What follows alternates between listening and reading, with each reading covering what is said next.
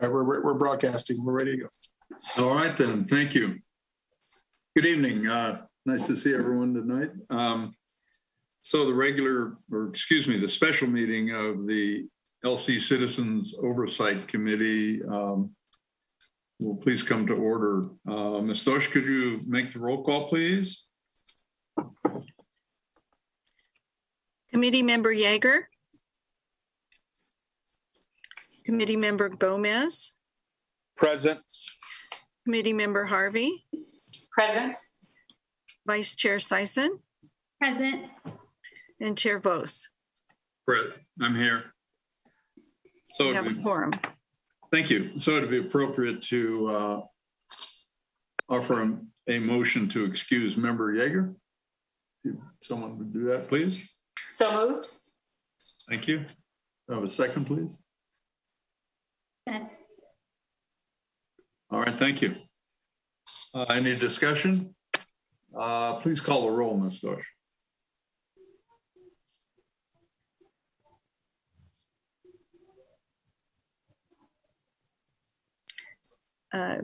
Committee Member Gomez. Yes. Committee Member Harvey. Yes.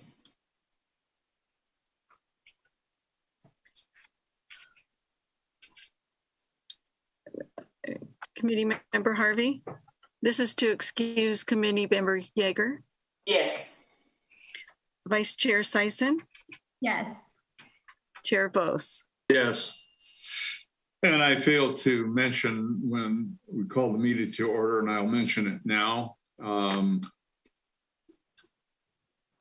meeting is being conducted telephonically, virtually, pursuant to Governor's Order N-29-20. So all votes are taken by roll call. And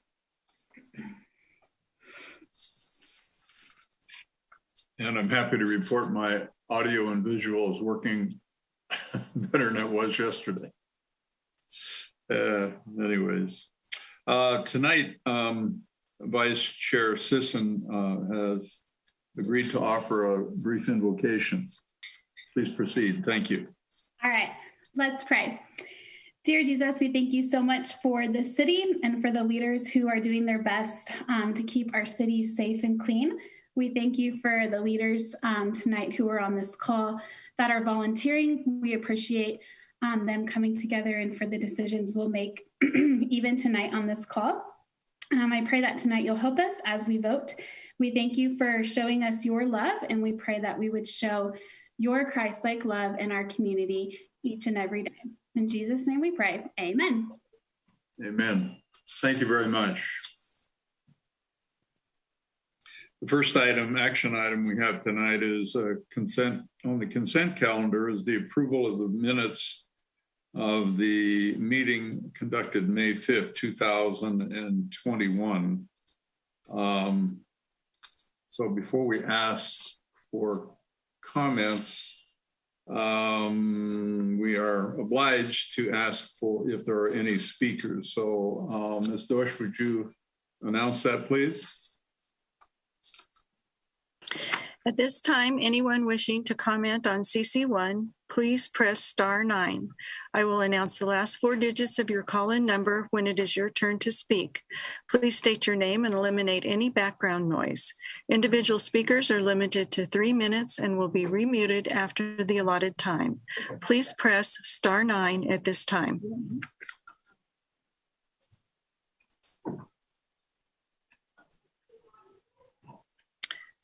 There are no speakers. All right, thank you.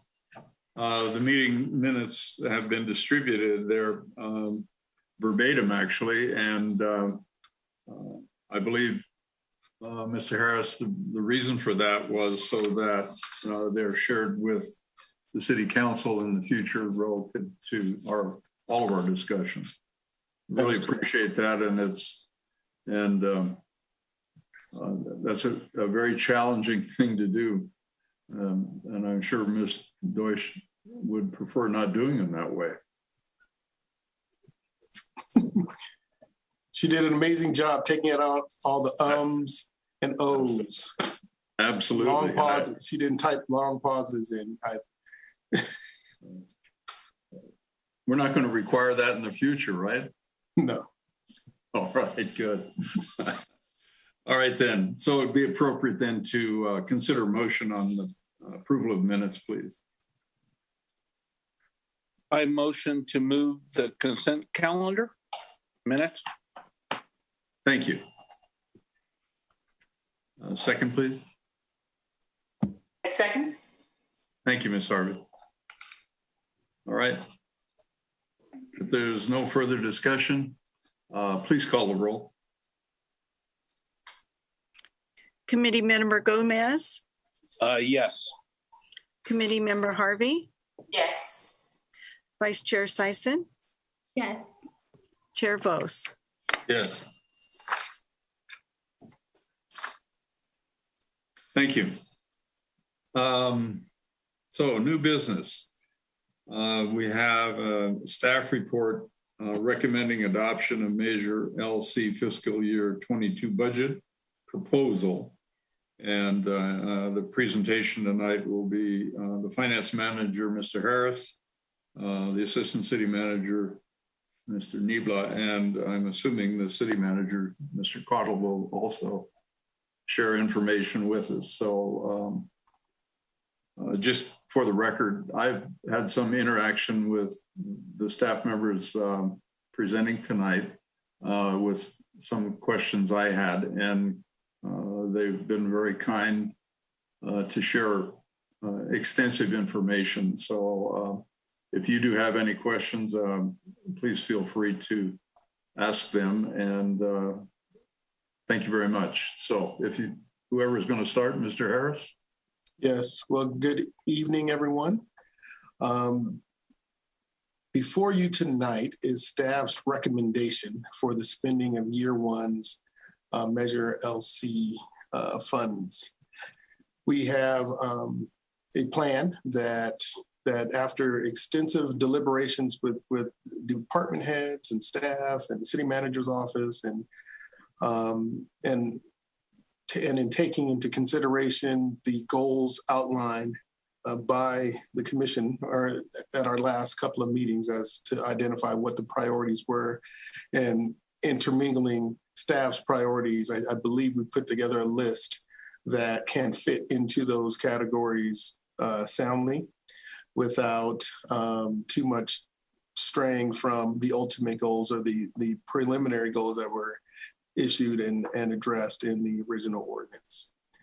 So with that, I have a PowerPoint presentation. Feel free to ask questions throughout. I will not be, so please speak up. I won't be able, once I put the PowerPoint on my screen, I won't be able to see you raise your hand. So just please feel free to chime in if you do have any questions, but I'll go ahead and begin.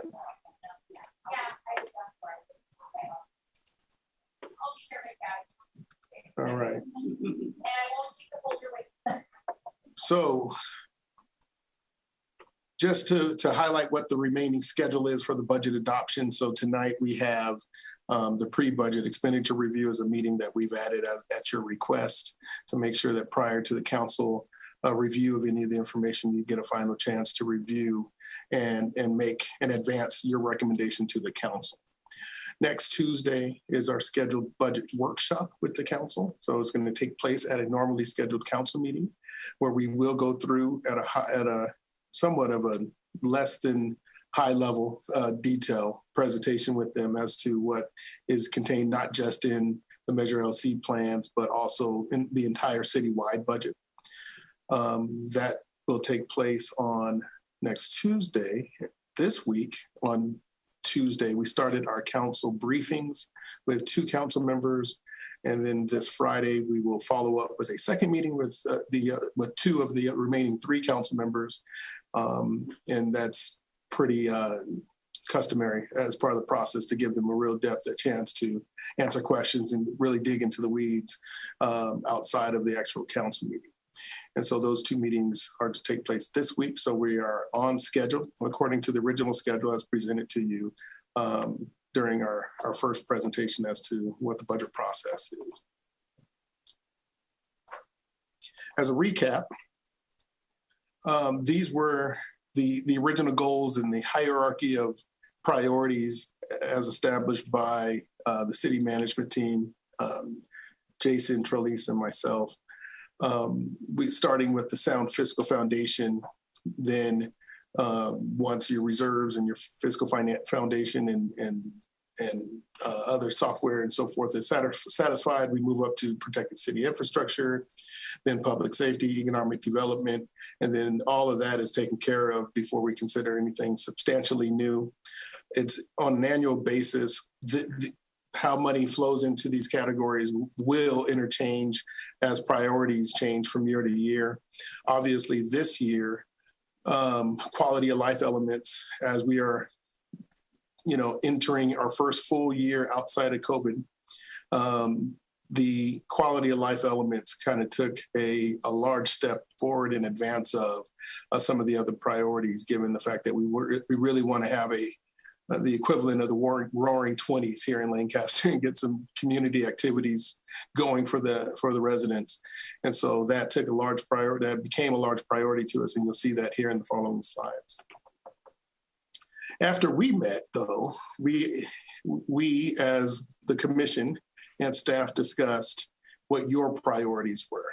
And you identified those priorities to be life safety, public safety, quality of life elements, and then just because I am who I am as your super conservative finance director, I recommended that we added that fourth element of that sound fiscal foundation and support to make sure that we have all the elements required to be able to have sound fiscal basis in place prior to trying to achieve any of those above.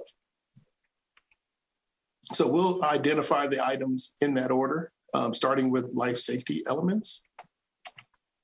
So the two items that we identified that were considered life safety are the illegal dumping encampment cleanup project that we have. We started it as a pilot program, this in the current fiscal year. The goal here is to advance that project into the next year. And really what this is hiring a contractor who's helping to dispose of all the debris and materials, and then an in-house staff that's taking the lead on all of the illegal dumping that's happening in the desert and the homeless encampment cleanups.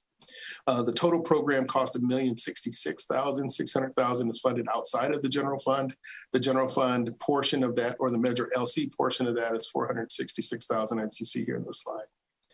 The second element that was considered City Hall. Before you jump into that, I think it's important to note that this has been a new program this year. This is $1 million extra of public funds that are used to clean up illegal dumps, and we're doing a fine job getting there. But it's a never-ending battle. So it's not only cleaning them up is important, but the enforcement of that. And as you see when we talk about the hybrid policing model, there's opportunity to begin the enforcement of that with all our personnel. As well as marketing and campaigning against it where possible. So it is a comprehensive program. The funding of this for the cleanup itself is the only thing of that program coming from Measure LC. So I just wanted to clarify that. That portion, yeah. There's another portion covered outside. The City Hall Resiliency Program is, as we identified through COVID and the establishment and really the activation of the EOC, as well as the city's will to actually become independent of the actual power grid with the installation of the solar panels here at City Hall. The idea to actually bring battery storage, which would add additional resiliency to our ability to be self-sustaining in the event of a power loss regionally. The city applied for a grant at which it was awarded, and the city share of that is $309,000. So that has been included as an element in life safety for the purpose of being sustainable, protecting our EOC in a major disaster against any loss of power regionally, and making sure that we can not only maintain our command center and our emergency operations center, but also our day-to-day activities here at City Hall in the event of a large-scale emergency that would actually take power out. So that is an element that we consider life safety in the event that something were to happen. We need to be operational as well as serving operational as part of the emergency itself in terms of the EOC, but also continuing to serve the other elements that we have to maintain in the event of emergency. which will be our normal operating activities here at City Hall. So that project was considered life safety. And looking at the next category of public safety, you received an extensive presentation on the hybrid law enforcement model by Mr. Lee DeRico 2 meetings ago. And so the idea is, at the last meeting, the idea is that if you do have any questions, we can set up another time for you to ask those additional questions. But in going through the total cost of what it took, and then we really didn't have all of this information compiled until we actually got all the budget numbers in just the last 2 weeks or so.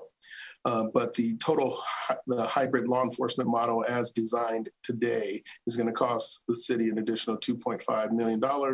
That is included as the second largest element of what Measure LC would support this year. The second public safety element is the traffic enforcement enhancement program, at which the city seeks to increase traffic enforcement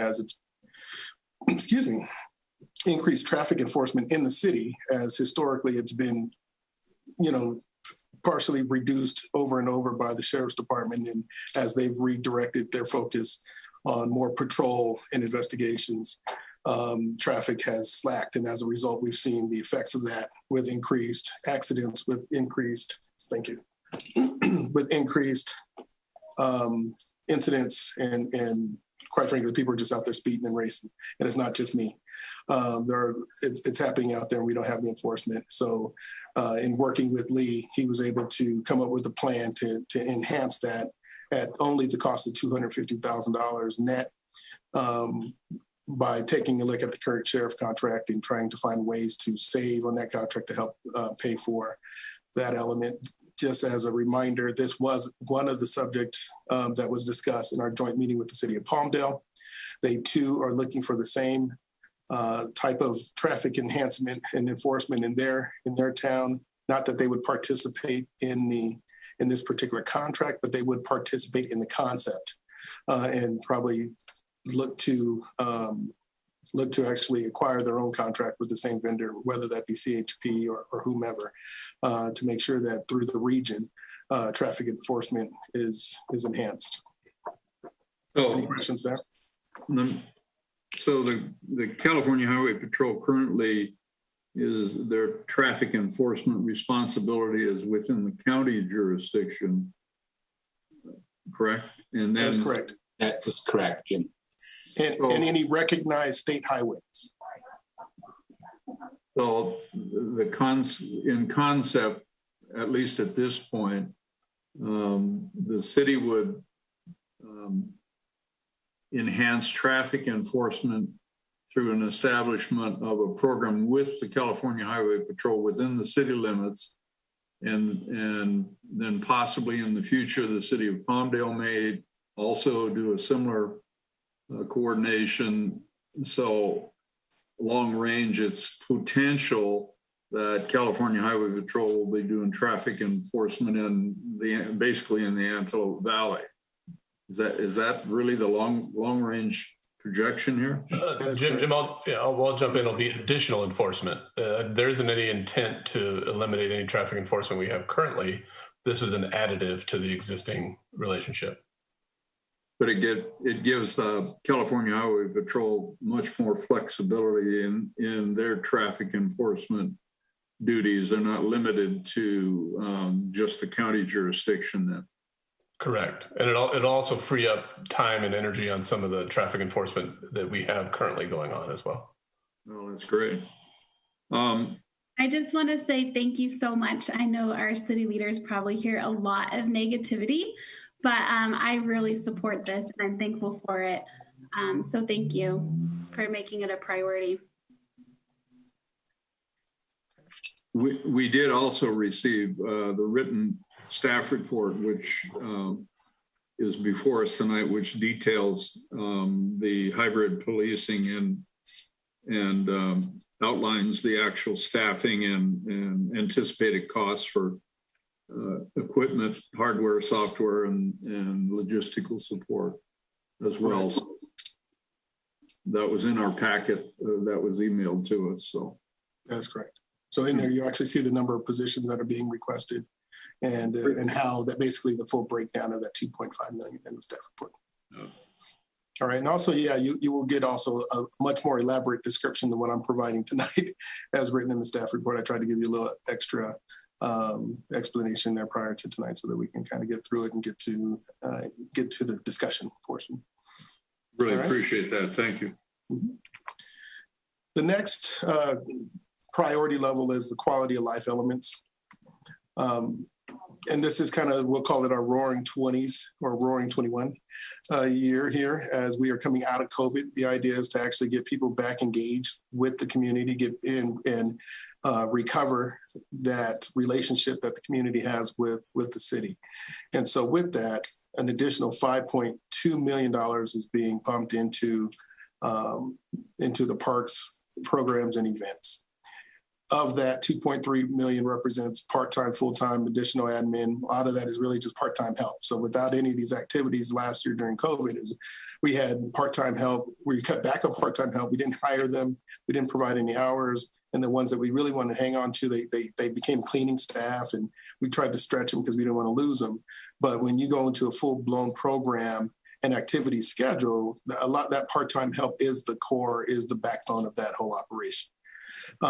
So in addition, 3 new positions are being recommended in this program to help assist with the management of all the new activities. $1.5 million in programs alone, which would include the new tutoring program that's a concept that's been floating around that would be new. The idea of that tutoring program is to help those kids who struggled during COVID with online learning and provide them some direct access to live tutoring in an after school and during the summer program format. And so that's $600,000 that's built into the 1.5 million you see there for programs. $767,000 in parks, facilities, and landscape maintenance. There's a big difference between the maintenance of a soccer field that nobody's allowed to use versus a soccer field that people can use. And so really you're blowing and mowing and putting water on it when nobody's there. And as you have driven past a soccer complex and a lot of the parks, they've actually been fenced off. I believe they were just opened just recently. And so there's a big difference in the amount of sod, the amount of seed, the amount of fertilizer and so forth that needs to pump into those facilities when they're actually in active use. And so those costs will roll back into the budget this year as we open those facilities. That maintenance will be needed. Yeah, you'd be surprised how many sprinkler heads get kicked off during a soccer tournament. And they all need to be repaired quickly so we can keep the fields maintained. And then you have $620,000 program for events. That's bringing back Poppy Festival, that's bringing back a variety of different events that the city had been accustomed to prior to COVID. And it's our staff's interest and the council's interest to get right back into that level of activity, and then some, as soon as we're able to just re-engage that relationship with the community. Yeah, I would add too, one thing that's George didn't include is a community center, which we have a new facility that will be opening up. It's the former shelter, which is on Trevor, I believe it's Trevor. That has been completely remodeled over COVID, rebuilt, and that'll be programmed this year as well, starting to open this fall. Likely housing the tutoring programs and things of that nature. So they have a robust programming of that community center as well.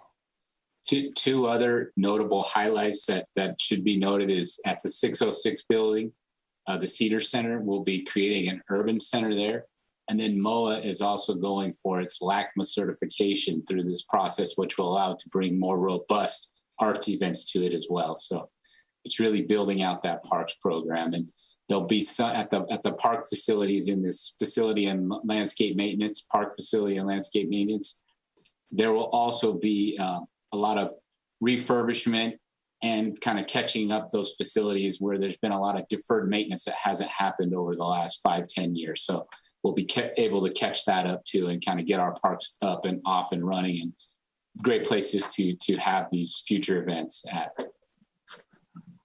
I have two questions here. We'll probably get to in a second, but what is the art in public places? What is that? I'll get to that.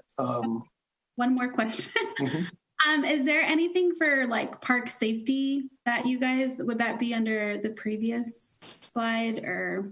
Well, there are not being funded. So some of the elements that Trilly's just discussed as far as the improvements at the parks facilities and some of the landscaping do have some safety elements. In general, are you talking about like security guards, safety at the parks, or physical improvements? No, I'm talking about like maybe security guards, because if we're not feeling safe to take our kids to the park, I think that's a big concern. I have 3 girls, and to be honest, we don't go to the park much because I want it to be a safe place, for us to go hang out. So that's why I was asking if there was any type of safety in place for that. That would fall into the hybrid law. So some of those staffing there are, there's also a component where we're adding a temp staff, and that gives us the ability to increase the number of park rangers we have that are able to patrol those facilities. So you'll see that as well fall into that hybrid law enforcement program. Well, one thing too I'll note is the camera system. We have a robust expansion of our camera and monitoring system. It's on the boulevard currently, so every spot on the boulevard is videoed. And with the incident we had yesterday, we have captured really good video of all of those incidents. The same thing is happening throughout our park system. We have Wi-Fi systems there that connect these cameras, and we're updating those cameras to have a central hub where we can monitor those parks as well. And that's not in the Measure LC budget, but it's in an ongoing operational budget within the city.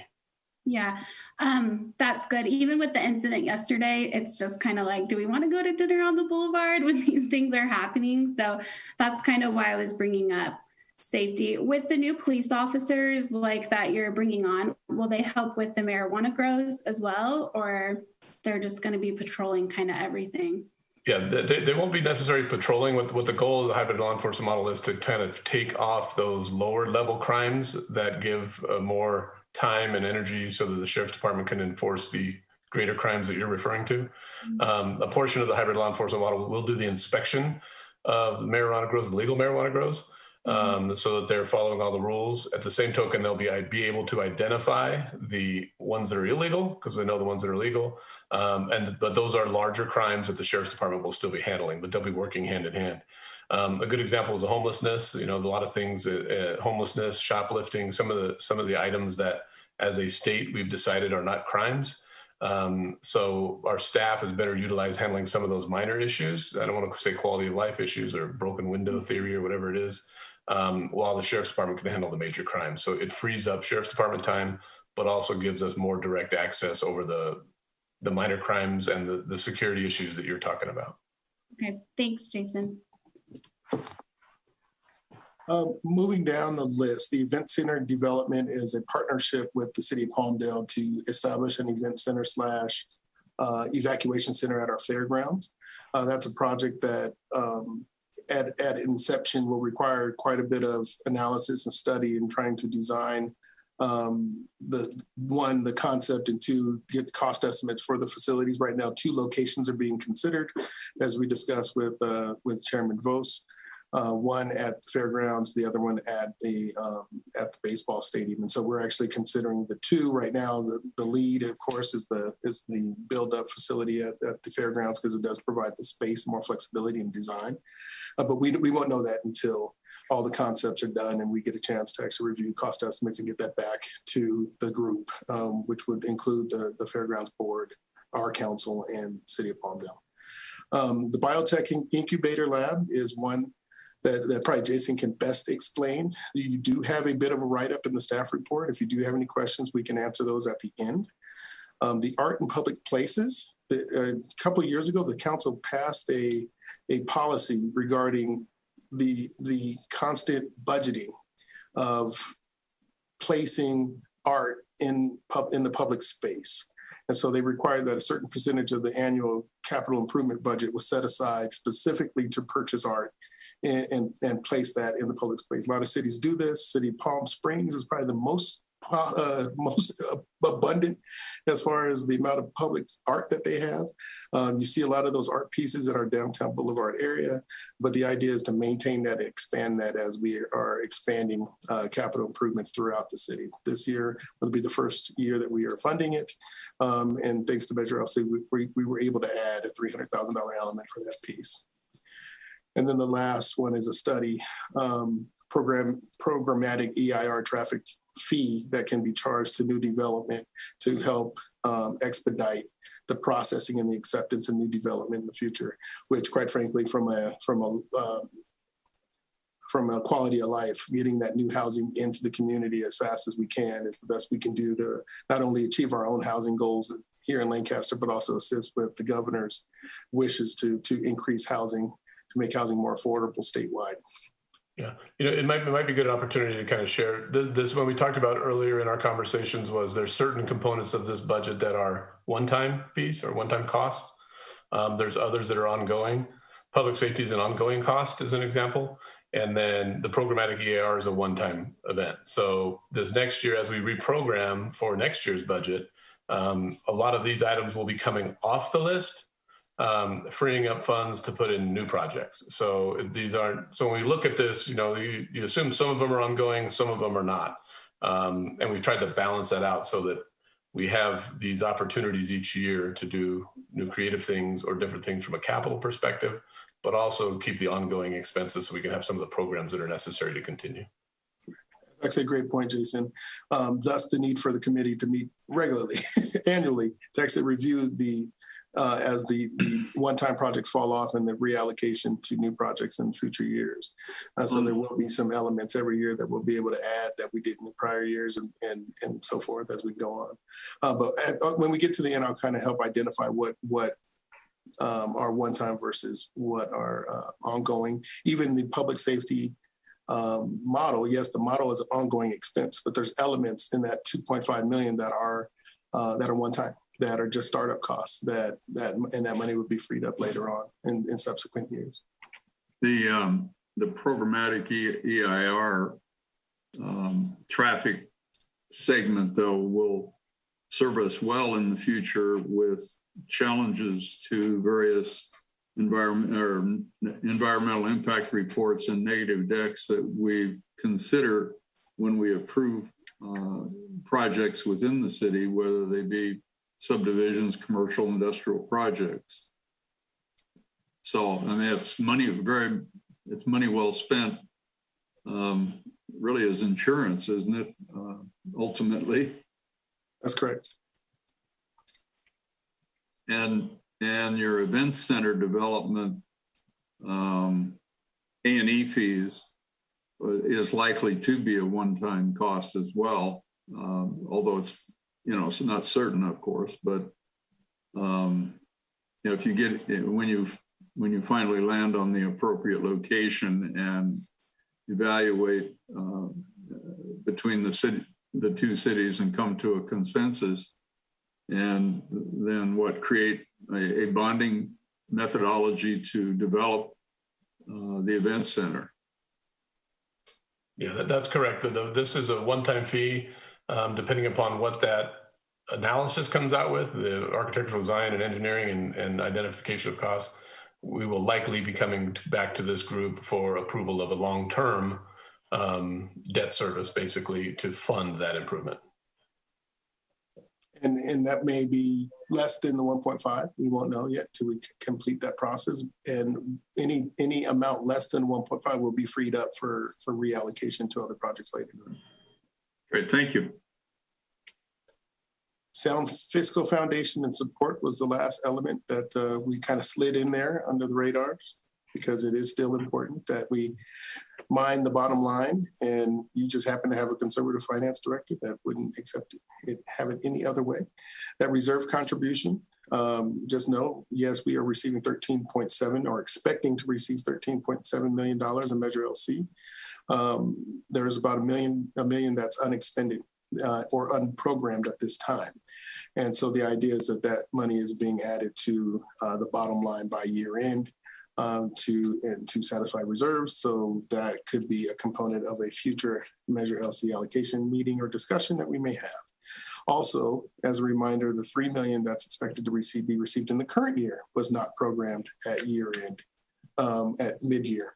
So that money should be available unless there's unforeseen last minute expenses in the general fund in the current year where we may need it. But that money was not programmed into any budget line item on the expenditure side at mid-year when we acknowledged that we would be receiving the money.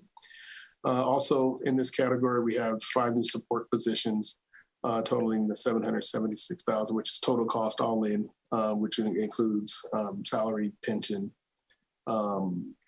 payroll, taxes, and the like, workers' compensation, all of those things that we have to pay in order to have staff here working for the city. There's 5 positions, 1 in the city manager's office, 1 in our IT department, and 3 in our HR department.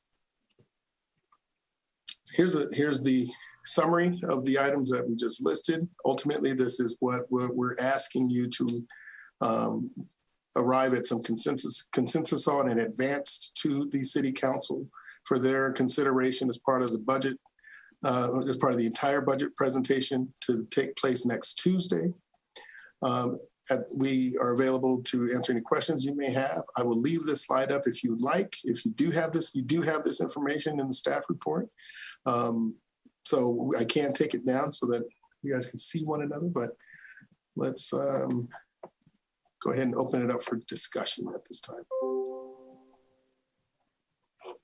Thank you. Let's just more for the record than anything else. The Measure LC, we talked about previously in the meetings about the actual ballot measure and the categories of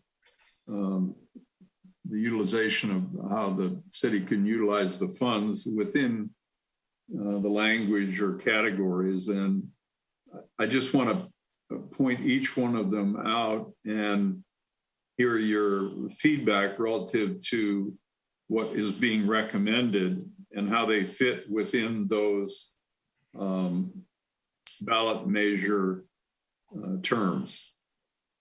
So long-term financial stability, you touched on it in the last item. Maintaining essential city services is almost in every category, I suppose. Repairing streets and potholes, I think in the last meeting, or the meeting before last, that was discussed and determined that there are sufficient funds currently in the operating budgets to meet those needs of street improvements, I guess, for lack of a better way to describe it. Am I saying that correctly? Yeah, this year, Jim, we have about $28 million in our capital budget that comes from restricted funds specifically for pavement projects and pavement rehab projects. So there wasn't a need for any Measure LC funds this particular year.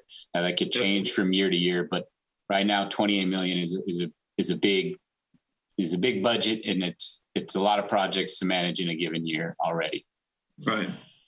Addressing homelessness was touched on in the hybrid policing, as well as the PARS or PARCS. Is that the correct way to describe it? PARS? Oh, so that stands for Parks, Art, Recreation and Community Services. Right. So it just happened to spell out Parks with a C. So addressing homelessness is captured within a number of different categories. The emergency response is in hybrid policing, as well as changing the allocation of funds to the sheriff's contract, which then enhances their ability to tackle the higher level crimes. Public areas safe and clean for all. You talked about that in the cleanup.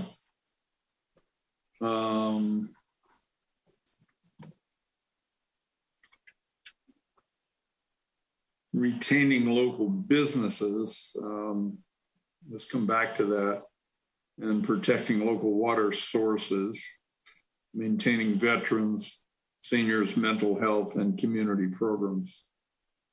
So we talked about community programs in the third priority extensively, and you've broken down that as well in our packet. So let's back into protecting local water sources. There doesn't appear to be a direct expenditure within Measure LC this year.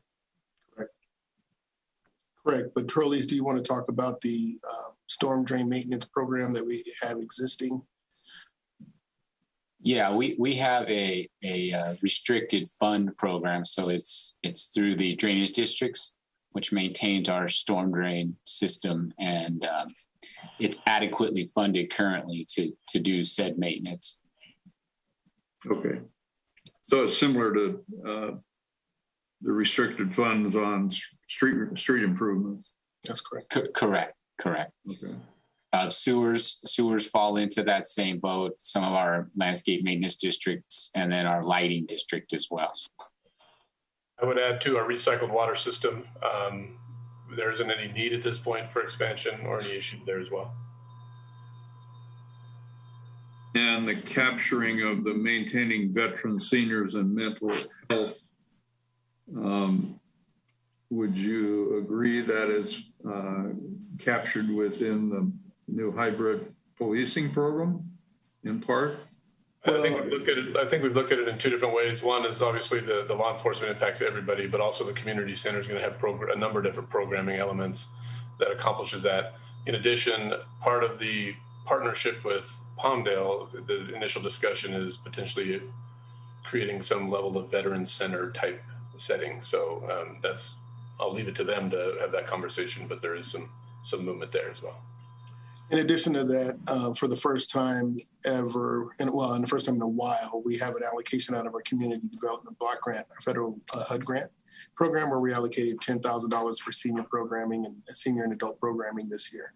And so that hadn't been done historically. And after the approval of the measure, I thought it important to add that element in that funding. So there will be something happening this year, even if it's just a small program. We'll build on it. We'll be able to build upon that with the establishment of the community center and future community development block grant allocations. So there's adequate resource within the gross allocation under the third priority to cover those then. That you're recommending. Yeah, so with the community center activities, yeah, there'll be enough room there. Okay. So the only reason I'm bringing it up just to refocus us back to what the measure is recommending, and it's a matter really of interpretation. It's the measure is broad and gives the city council outstanding flexibility really to allocate funds appropriately where the need exists. I just want to highlight also in the measure, it did bring up COVID impacts and the ability to fund those COVID impacts. We were fortunate enough this time with the pandemic that the federal government made an allocation, sizable allocation to all of the local governments in the nation. The city of Lancaster was definitely included in that. And so we will have ample resources from the federal government to cover any COVID-related impacts, but not needing to dig into Measure LC funds. And so that is something that will be brought to the council at a later time once we acknowledge what the actual amount we're going to receive this year, as well as what the justification was for that to be spread. So there was no need to utilize Measure LC funds for anything related to the COVID impacts of the city. So is that all of the CARES Act? Is that what we're talking about? This is the Relief Act. So the CARES Act we received this current year. We received about $1.7 million in CARES Act. Oh, I'm sorry, we received almost $4 million in CARES Act money. And then the Relief Act that was just recently approved, the city's going to receive close to $34 million. ARP, American Recovery Plan, correct? Correct. I call it Relief Act, but yes, the American Relief and Recovery Fund. So the federal backfill then will backfill the general fund for all the expenses that you've incurred so generously to the community as a whole, not just Lancaster, but the entire Antelope Valley. Correct. And the county. And the county. And every other local government in the nation. So everybody's getting a big chunk of cash. But the city of Lancaster was out in front of that issue early on, and I call it no fear management, Jason. You are correct. The city council and Jason took the lead and initiated millions of dollars of support and in the response to COVID without knowing whether or not they would be reimbursed. And so that's real leadership. Me coming in a year ago and seeing that already happen, that's real leadership, utilizing the reserves for what they're intended for. We're fortunate that we're going to recover all those costs and then some. So it all worked out. It all worked out. Very good. Thank you. Any other questions or comments? Anyone? Yes, I'm looking at a couple things here.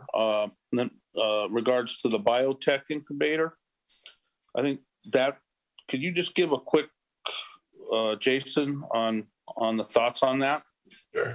So the biotech, I don't know if you know or not, the city owns a biotech, or not a biotech, we own an incubator, a business incubator in the business park. I believe it's around a 20,000 square foot building. It was originally funded by the federal government, an EDA grant, many years ago, 20 or 30 years ago. The building is, we're looking at that building to transition that incubator and actually building out an incubator space for the biotech industry. So the biotech industry is, it's all encompassing, but it's scientists and things building and growing technologies and tools and therapies for biology and the biotech, field. We've been in recent contact with a firm who provides these services, and the biotech incubator is basically a shared lab space so that entrepreneurs and startup companies can come in and test, or startup scientists and companies can come and test their products, expand their product line, and try to develop business opportunities. So it's an incubator not only for those businesses to flourish, but hopefully identify Lancaster as that place where they want to house their final development or their final business. Looking at the marketplace, the company we're working with, they have a number of different sites that they already operate, not in Lancaster, but in the Valley. And they say there's a demand for space, and they believe that there's an opportunity in Lancaster specifically as it relates to price of the lab services, as well as the cost. So we're looking at this tenant to fill that space to provide those services, and the city would financially benefit either through the leasing of that facility and or partnership with those developers or those businesses that are locating inside that facility. This initial funding is for the construction and build out. And once it's built out, the operations will be handled by that final tenant. I think in a perfect world too, we would see a tenant come in there, have some success, and maybe turn into what you see in Thousand Oaks with Amgen, where they create a campus, creates jobs, business, commerce. It's very positive for the community. Thank you. Just wanted to, that's one thing we didn't bring up, and just wanted to thank you for that. I'm good. So the build out would be, for instance, clean rooms, that type of biological environment. Correct. There's clean rooms. There's certain types of machinery that they use, testing equipment, that if you're a startup, to buy yourself is going to be cost prohibitive. But if you're in a shared setting, renting space on that facility, then you can do that. Included in there is office space, things of that nature. So the business model has changed a little bit. I think there's more lab than office currently than I think their original business was, just because of the changing world.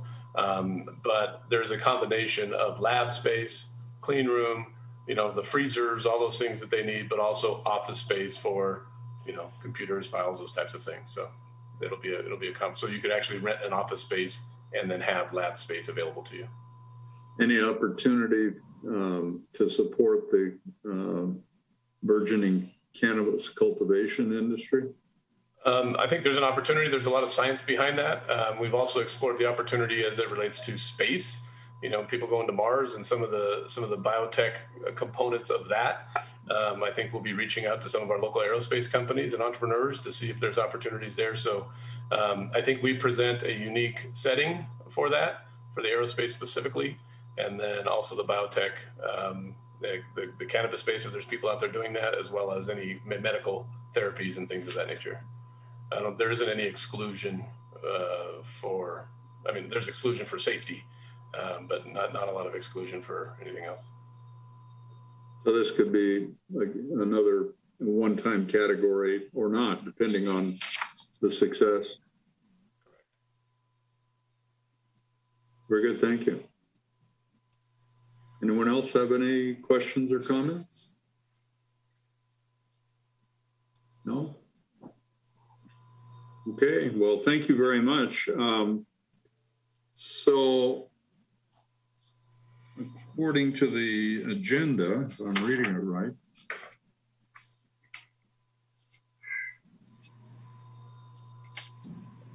we would give the public an opportunity to comment on the previous presentation. So, Ms. Deutsch, would you announce that, please? At this time, anyone wishing to comment on NB1, please press star 9. I will announce the last 4 digits of your call-in number when it is your turn to speak. Please state your name and eliminate any background noise. Individual speakers are limited to 3 minutes each and will be remuted after the allotted time. Please press star 9 at this time.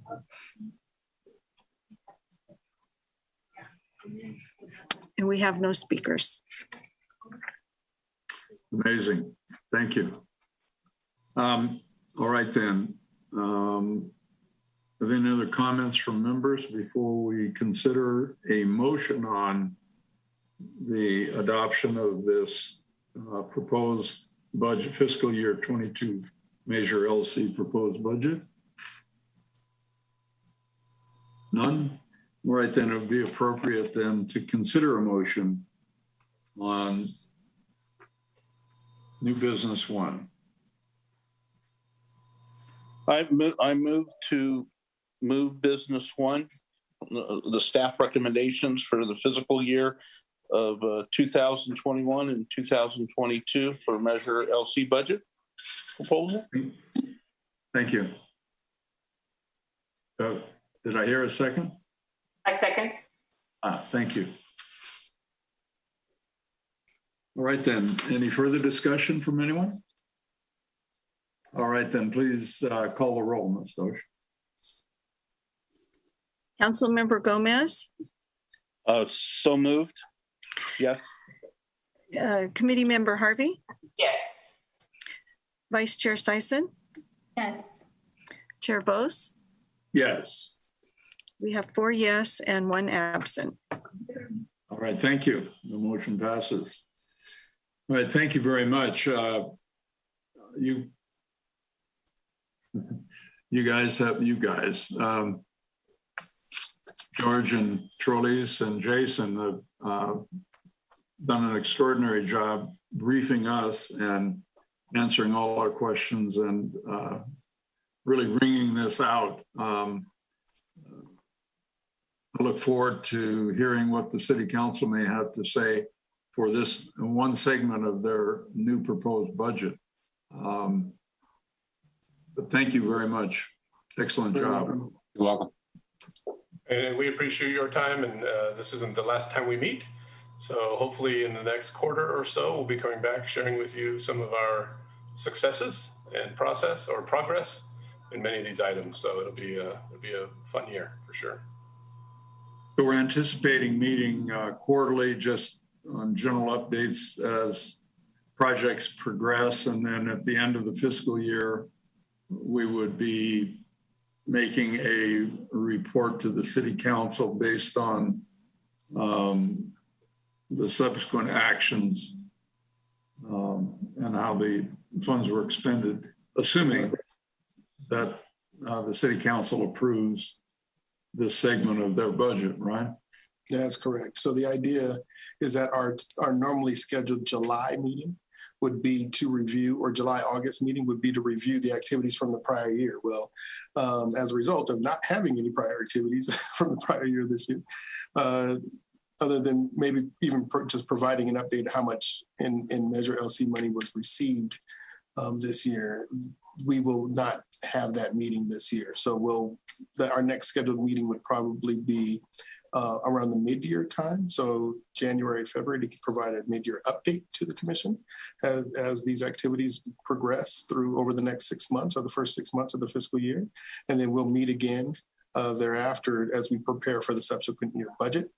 And then after the subsequent year budget is approved, we expect to have a meeting in the July-August timeframe to evaluate how the money was spent that you have before you today going into the next fiscal year. I would add that mid-year too, we should have some history as it relates to the amount of revenue receiving, so we can give you an update on that, as well as oftentimes in the mid-year budget, things change, priorities change. We are a very quick-moving city, so there may be some changes in that process as well that we talk about during mid-year. I do want to add that we did receive our first Measure LC check. Well, it's not a check, it's a direct deposit. I like to call it a check because it's pretty cool that we got our first lot of money. Apparently some businesses advance paid their taxes prior to April 1st. And so the quarter that would include January, February, and March, even though the tax was not initiated until April 1st, we received $130,000 in revenue in that allocation that covered that third quarter. So interesting. I didn't expect to get any money yet. But it's already exciting that somebody paid their taxes, their fourth quarter taxes in advance, and it included some Measure LC funds in there. So we did get our first allocation from the state to the tune of $130,000. So we expect that to total the $3 million for this year, or about that, and then 13.7 annually thereafter, with some inflation that I would expect as taxable sales increase across the city. Yep, those folks within the jurisdiction that pay sales tax, they are obliged to prepay their anticipated income revenue for the big folks like Costco and those type of people. That's probably, I haven't seen the breakdown from our consultant, but that's most likely where it came from, those large retailers. And little guys too. So yeah, there might be some little guys in there.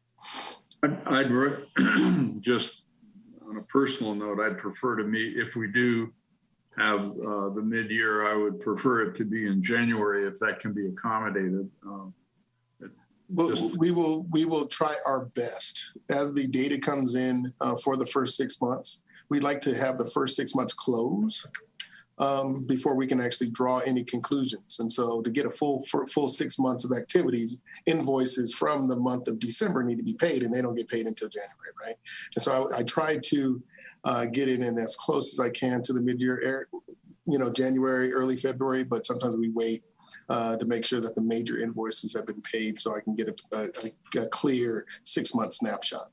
We'll do our best, but I just want to add that caveat that we typically don't really start compiling mid-year data until towards the middle or the end of January. All right, very good. All right, then. Let's see. According to the agenda, you just gave your announcements, I believe, Mr. Harris. We'll go with that in the interest of time. Thank you. All right, then. It's time now for public business from the floor on non-agendized items, which means that Ms. Deutsch would announce again if there's any public comments on non-agendized items. At this time, anyone wishing to comment on non-agendized items, please press star 9. I will announce the last 4 digits of your call-in number when it is your turn to speak. Please state your name and eliminate any background noise. Individual speakers are limited to 3 minutes each and will be remuted after the allotted time. State law prohibits committee from taking action on items not listed on the agenda. Please press star 9 at this time. And there are no callers. All right, thank you very much. Members of the committee, anyone wishing to comment before we close tonight? No? All right then. So according to the agenda, it says our next scheduled meeting is Wednesday, July 28th. Do we wish to adjourn to that meeting? And then if there is no meeting, you'll post it. Would that be appropriate? Okay. All right then. So we'll stand adjourned to the next meeting scheduled for Wednesday, July 28th, 2021 at 5 p.m. And I'm assuming by that time it would be in City Council chambers rather than via Zoom. All right. Thank you very much. We're done. Yes. Thank you guys very much. We appreciate your work. Thank you, Jim. Thank you.